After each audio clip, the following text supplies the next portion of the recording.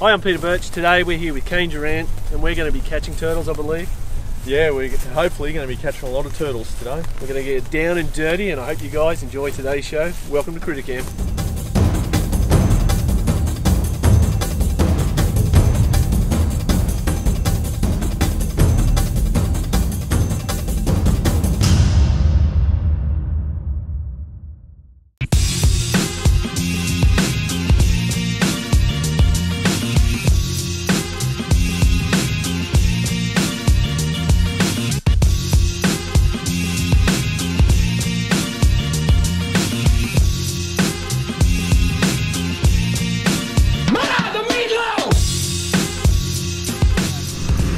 Yes, it's a beautiful sunny day and we're here. What are we doing, Kane?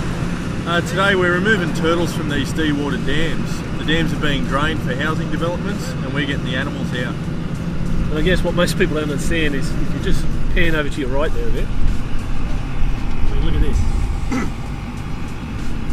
Civilization is catching up on us. That's right. We're right in the thick of it right now, aren't we? Oh, we are. And yeah. it's a desperate push really for these guys here, isn't it? Oh, it's a race against time, you know. You can see the machines working around us.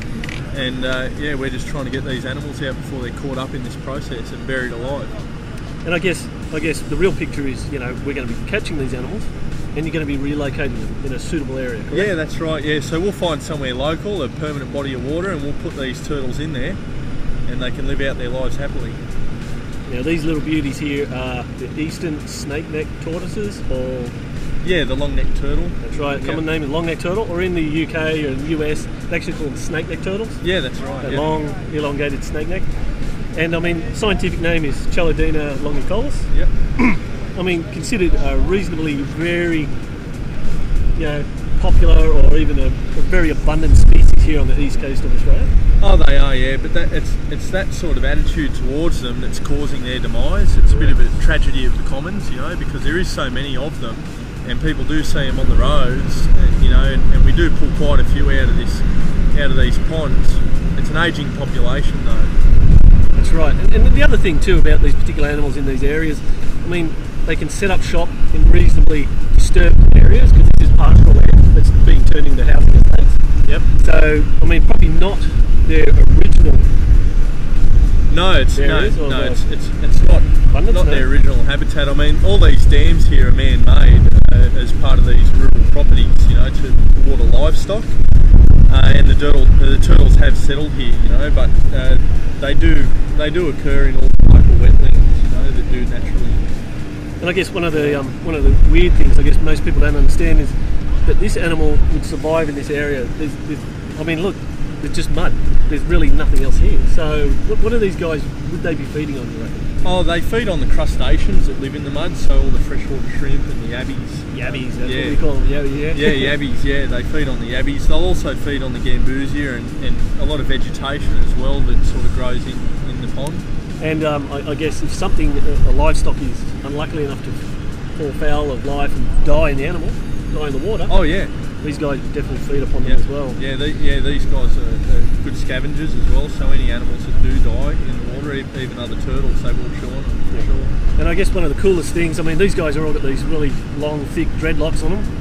So you've got some really good algae growth, which means that the quality of the water is pretty good.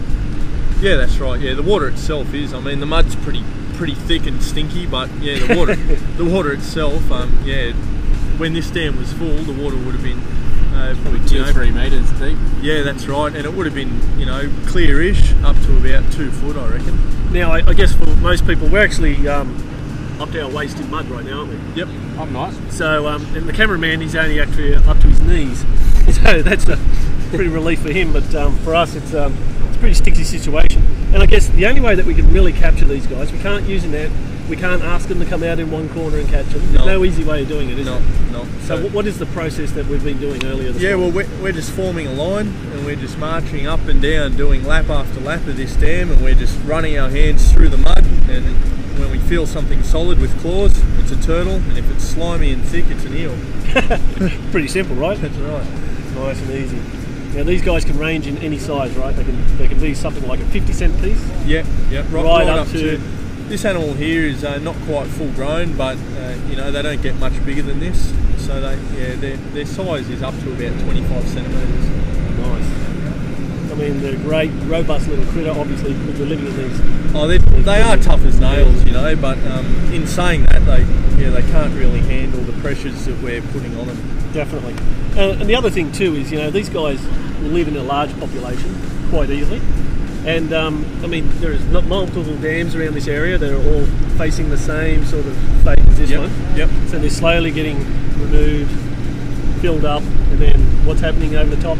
Civilization is coming through, the march of civilization. Yep. So just above these ridges here, there are a lot of houses around this area, isn't there? Yep. Lot of housing estates being put up through Western Sydney, and it's really these guys that are feeling the brunt of that. Now, I guess the real question here is, why are you doing this?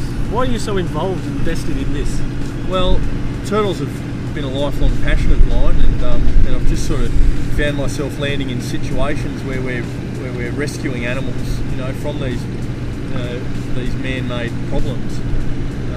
You know, and I've teamed up now with Shane Davies from Turtle Rescues New South Wales, and we're travelling all around and pulling these animals out of these housing estates. So basically what's happening is Kane's spending a fair bit of time swimming in mud piles to save these little guys right here. Well, it's good for your skin. Yeah, it is. I mean, you wouldn't believe this guy is 55 years old. No, that's The right. mud is no. absolutely magnificent for his skin. Yeah. So I'm actually hoping that it's going to reverse the age of time for myself. Yeah, that's Where do you right. reckon that's going to happen? I reckon it will, Pete. Yeah, if we rub it up on your face. It'll change the colour of my hair, you I reckon it will, A little bit yeah. dark, yeah? Yeah, Nice. I reckon if we put it up on There's a great possibility right there. it's going to work, yeah. Wow. Well, we're going to have to get back to it because there's plenty more turtles to save, and these guys aren't stopping for anyone. Oh. So I guess it's been a pretty hectic day trudging around that mud Oh, it has, yeah. And, works wonders on the knees. and the skin. But more importantly, here we are at the final destination for these guys. That's right, and this is always the most fun part, really, the release. It's very rewarding. So just before you let them go, you do take some information, right? Yeah, we do. We collect as much data as we can, so we try and get a sex ratio, a rough size, and also a population density of the dams that we work. I mean, it's good to see these guys a little bit more active, and the fact that they're getting a second chance of life right now. That's right, yeah. So this dam here is in a regional park, and which means it's quite permanent, you know. It's not about to be filled in and had a house built on top of it. So we can let these turtles go and they can live out their life here in peace. Well, let's get this going. That's it.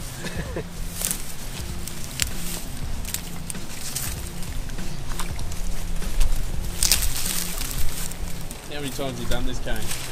Oh, we've probably serviced about 25 to 30 dams now, and I think we've caught in excess of 600 to 700 turtles. So yeah, we've probably saved close to 1,000 turtles' lives just by doing this. How many have we got here today? What did we say we caught earlier? 18. 18. Right? So 18 more chances for these guys. I'll tell you what, that's pretty damn cool. It might get a little bit weird here because Kane's actually got to kiss every single one goodbye. So that might take a little bit longer than we anticipated. I hope you guys enjoyed today's show. Make sure you check out Kane's links that we've got in down below.